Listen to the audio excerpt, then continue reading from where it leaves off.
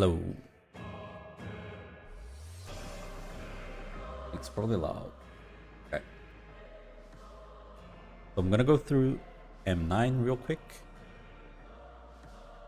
So for everything that we're doing, we are mostly following all the PF stuff, which is pretty standard right now. You need to remind yourself where you go for any of the fights. You can always go to wherethefuckdoigo.info. This is the best website ever made for Final Fantasy. You would click M9, boom, and then you can say, oh, I am ranged on group 2. And it's gonna tell you where you need to go. This is very good as a reminder between weeks and between fights. Okay, let's watch the fight.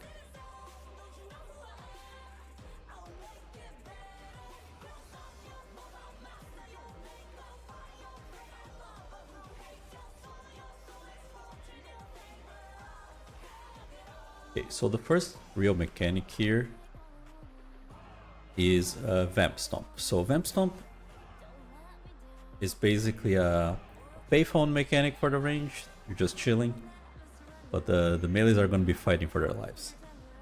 Real PvP zone. So I'm going to go over range real quick, and then I can talk about the melee.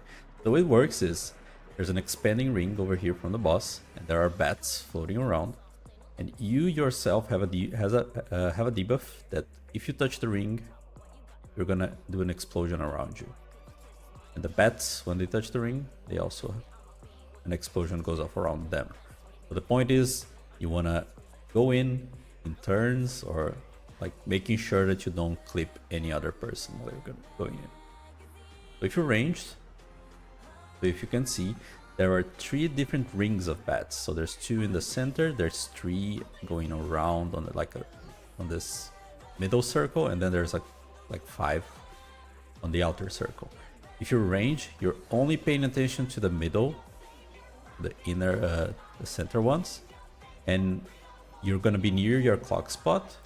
This is our clock spot. They're slightly modified. There we have healers over here and melees over here. And what you want to do is you're looking for on the second one where the close to you is going to blow up. So I'm over here. I see that this one's over here. Cool. I go in. So the idea is you want to go in as soon as you can when the second explosion happens. And then you just go center. Boom. Mechanic done. Now for the melee. So for the melee, there is a million different ways you can do this. None of them are safe. You're all relying on each other to make sure it works. This is sort of what PF does here. I have Cassidy's VOD. He's a fake melee black mage right now.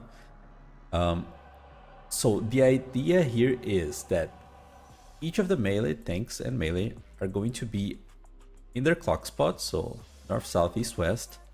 And the idea is that all of them will try to go in after the first set of bats explode.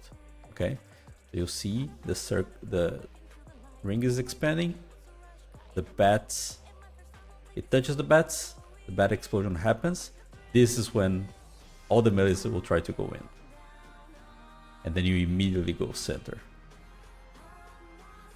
So a good way to think about it is that you will basically cross the ring when it touches the line on the floor over here. You just need to be very careful that sometimes the bats, you see how they're blowing up northeast, southwest here, sometimes they'll be like north-south, and if you are one of the north-south people, you're gonna have to move further out to dodge the explosion and then walk in. Okay, this is, in my opinion, is the safest way to do it for all 4 melee with the fairest amount of downtime for everyone. Okay, there's a bunch of different ways. We can talk about it maybe on reclears. I think for prog, this is the safest way to do it. Cool. Multi-hit, and then we go to the coffin maker. This is the nothing phase. You just hit the thing, you dodge. So the way it works is she's gonna kick up or down and then kick the other way. And also at the same time, these blades are glowing. just dodge 1 to 2. So here she's kicking in the back and the middle blades are glowing. So you just like dodge the first one and cross into the double bed, and it works every time. Melee, have fun. You can greed up time here on these casts. Enjoy yourselves.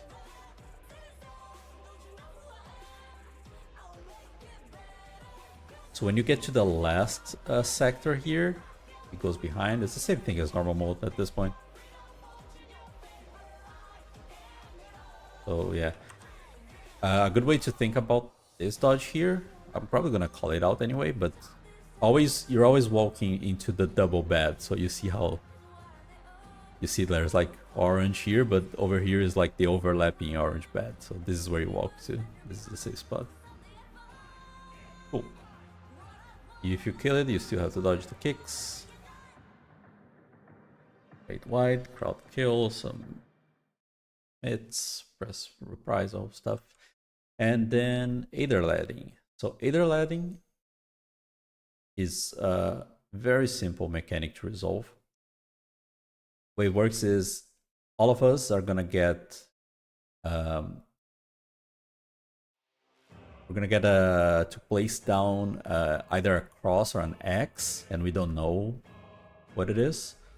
But what we can do is basically position on these spots. So these here are where you want to drop your puddle baits or your AoEs. And the idea is that each of these spots is exactly like as close as you can to the intersection between two pizza slices. So she's gonna do some pizza slice cleaves here. You're just dodging the pizza slices and placing it as close as you can to where they meet along the wall. For melee, you'll figure out that when you need to peel off, to just place it as far as you can into the wall.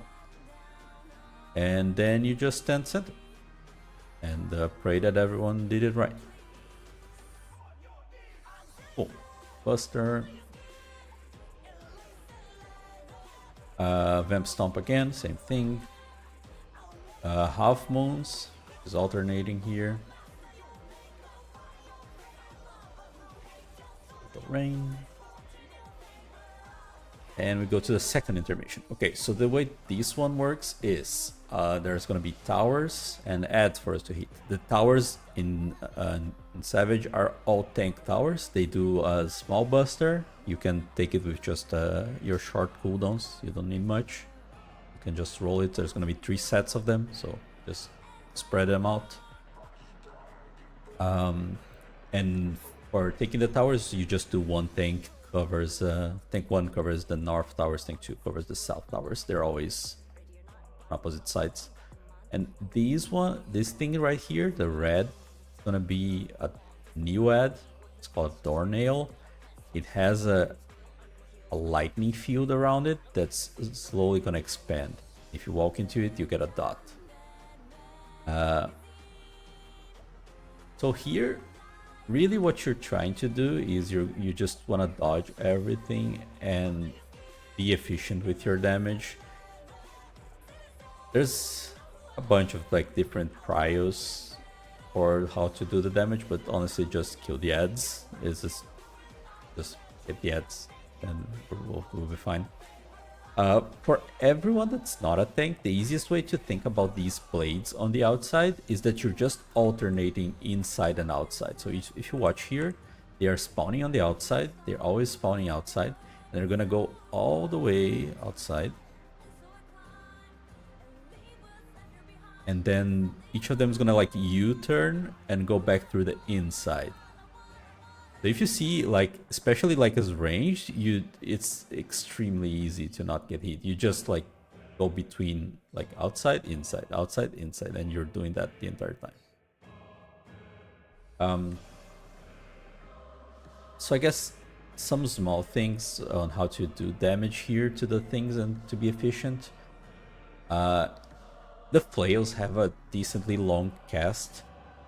I would say tanks. Hit the flail that you just got from the tower. Just hit it until the next tower spawns. And then you can walk over and go to the next tower. Ranged can help on the far flail if needed. Melees, what you're gonna try to do is, if on this first two sets the Doornail is always gonna spawn close to the center, try to cleave it a little bit, like hit it for a couple GCDs while you still can, before the expanding AoE covers enough that you're not able to melee it anymore. You just hit it for a bit and then turn on the flail that's close to melee.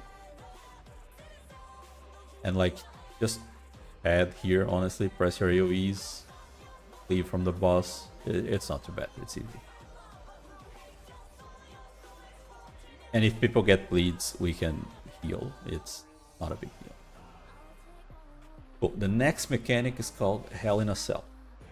So Hell in a Cell is 4 towers, 2 sets of 4 towers, okay? So the first 4 is going to spawn. We're gonna assign group Light Party 1 to take these, and then Light Party 2 is gonna stay outside.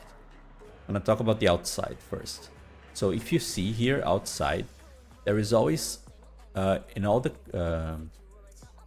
way the towers spawn, there's always going to be one big gap and 2 small gaps between the towers. What we want to do as the outside team, so group 2 first, is the tank is going to take the big gap, and then healer clockwise from tank, the first small gap, and DPS clockwise, counterclockwise from tank, the small gap. She's gonna do 2 mechanics. It's gonna be ultrasonic spread or amp. If it's spread, this is rolls, okay? So that's why we have this formation here. So you'll see here that the tank cleave is larger. That's why we put the tank on the big gap. Tank 1 is also a buster, so press like Rampart and submit here. And then amp is a stack. You just go on the stack. You just stack on the tank. The amp is also big, so everyone's stack on the tank for this. Okay, for taking the towers. So the way we're gonna take the towers is Light Party 1 is gonna take the first 4, and then for the second set, Light Party 2 is taking them. And here is the way you do it. So it's a Snake's Prio. It's very simple. You look at A.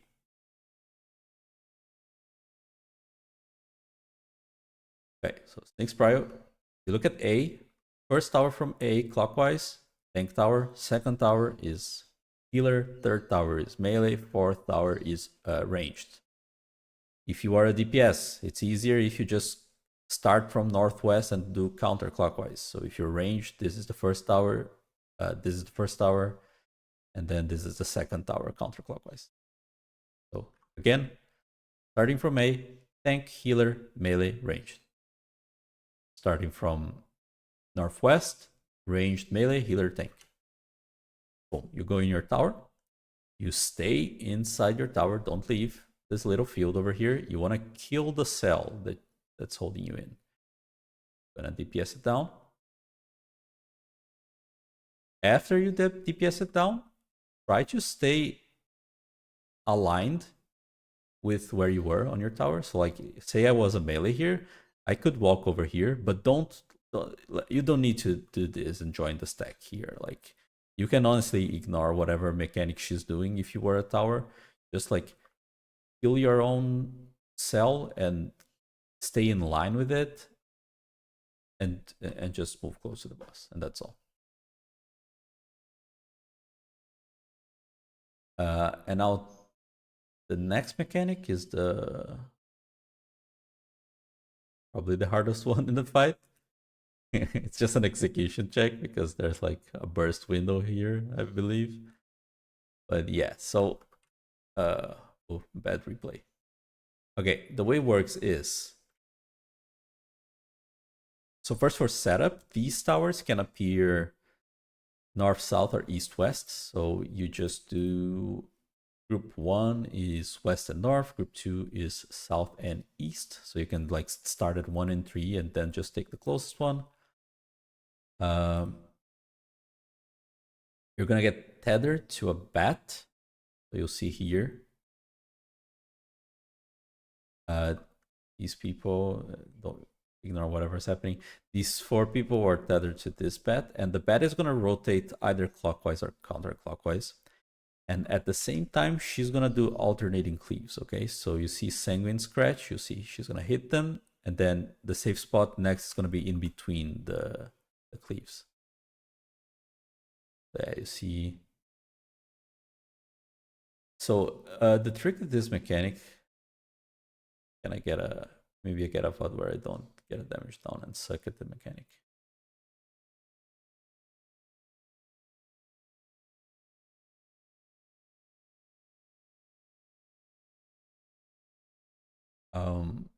Yeah, the trick with this mechanic is that unfortunately you can't just walk 1 pizza slice at a time. Like sometimes you're just gonna have to commit and move 2. And like the easiest way to do the movement here is stay close to her, not too close, but like try to stay just outside of like her hitbox. Not even max melee, just like just outside of her hitbox is the smallest movement you're gonna need to do. And then just like realize that at some point you're gonna have to move to you're gonna have to shift over 2 pizza slices. It's gonna happen every time. So like I see here, I'm just gonna shift 2 over here, and that's totally fine. And then you can go like 1 by 1 after that. And right after the, so you see it spawned like on C. Right as it goes through half the arena, there's going to be a mechanic on top of your pet. It's either going to be a point blank or a donut. So you just watch your pet. So right here, it's a point blank. If you stand on the hitbox, it's safe. And on the other side, you see there it was a donut. So you would need to go in the donut. And then it's going to repeat. You just do it again. Here, sometimes you have to gamble. Yeah. And if you have to gamble, it can be a little bit scary sometimes, but fine.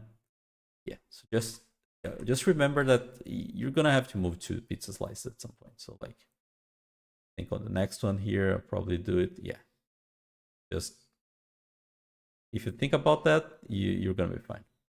Then dodge the mechanic at the end. And this is honestly the end of the fight. There's another vamp stomp. There's some more stuff.